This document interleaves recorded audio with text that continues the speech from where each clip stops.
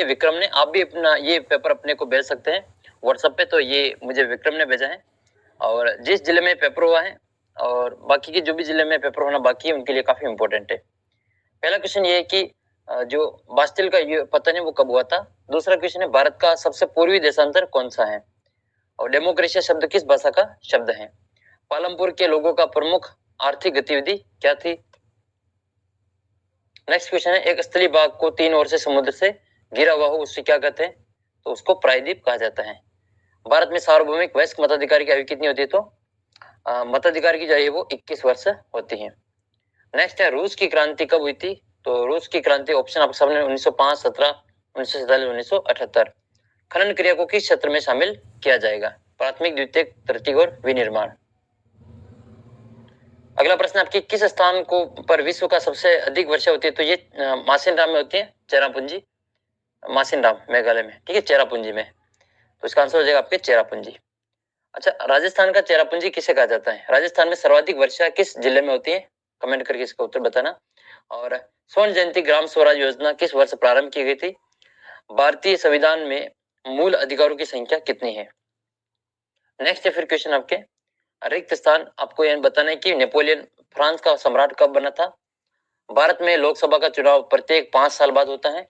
बाल्शेविक दल का मुखिया कौन था, और संविधान के जो प्रारूप समिति है उसके अध्यक्ष कौन थे, डॉक्टर भीमराव अंबेडकर। रिक्त स्थान एक विशेष समय में क्षेत्र में वायुमंडल की अवस्था को बताता है। अगला प्रश्न है कि फ्रांस के राष्ट्रगान का क्या नाम है।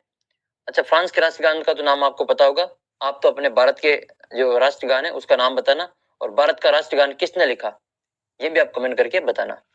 लोकतंत्र का शाब्दिक अर्थ बताना है।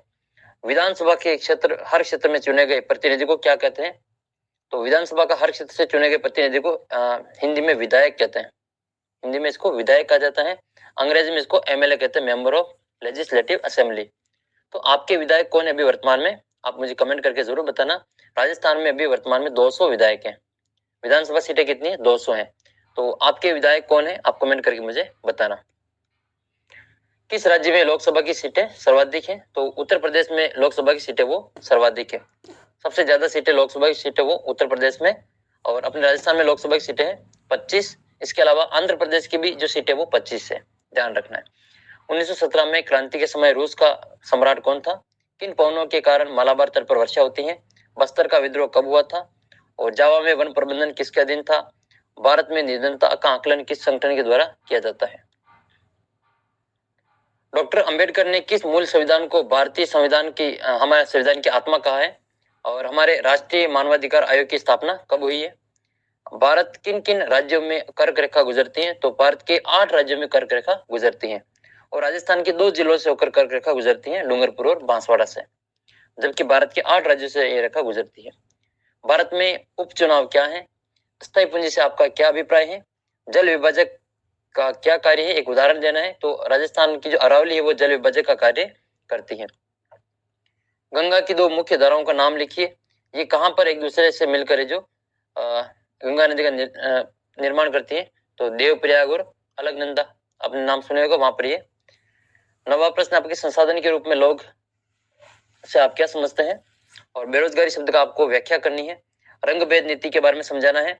मानसून के विराम से आप क्या समझते हैं, धर्मनिरपेक्षता से आपका क्या तात्पर्य है, वैज्ञानिक वानिकी से क्या अभिप्राय है, और फ्रांस में आतंक का राज पर आपको टिप्पणी करनी है। नेपोलियन के उदय को कैसे समझा जा सकता है, लोकतंत्र की किन्हीं 3 विशेषताओं का उल्लेख करना है।